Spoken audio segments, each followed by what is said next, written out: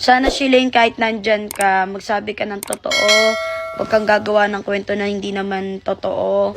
At huwag kang magdadagdag. Basta sabihin mo lang yung totoo.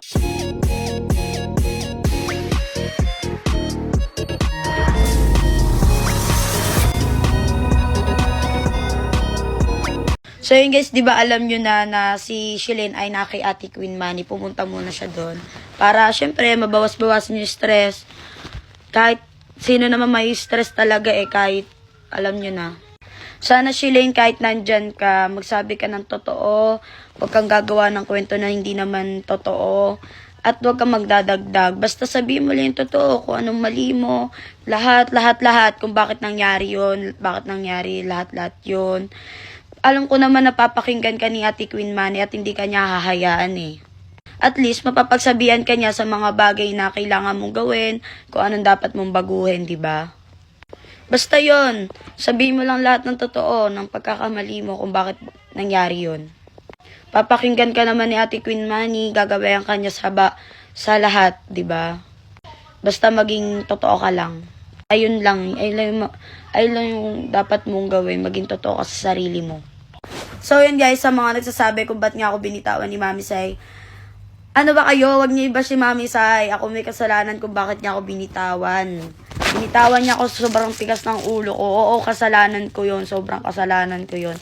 Pero ngayon binabago ko na yun, ayoko na maging ganun yung katulad ng dati, Bulinaw days, na ayoko ng Balkan, Leche. Naging matigas talaga ulo ko noon.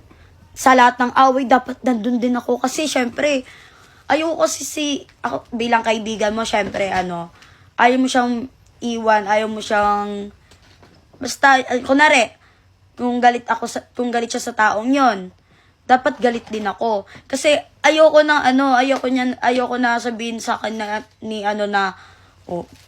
kinakampihan mo yung isa, diba? Pero syempre, iba yung isip natin, diba? Pero which is, mali talaga yun. Na kinakampihan ko siya sa bagay na alam ko namang mali, diba?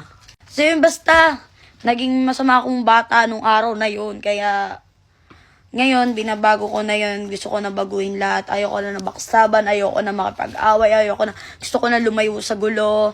Gusto ko sa sarili ko na lang at mag-focus ako kay Mami Sai, sa pamilya ko, kila Daddy Harvey. So yun, basta ayoko na makisali sa gulo nyo. Bahala kayo, magbackstaban dyan. Basta ako, wala akong sinisira na tao, wala akong binabackstab na tao. Basta ganun, ayoko na manira, ayoko na backstab, nakakapagod na.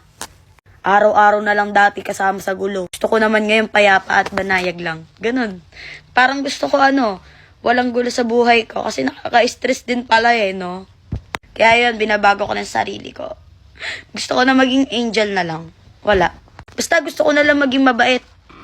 So yun nga, sa mga nagsasabi kung baka daw, di ko na daw masyadong sinabi niya na hindi ko na daw siya masyadong sinasamahan.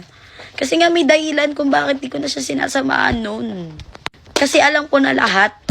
Basta yun, malalaman nyo kung bakit ko nilalayon si Shilane. Basta abangan nyo na lang. Basta yun na lang, okay na yun. Diyan na kayo.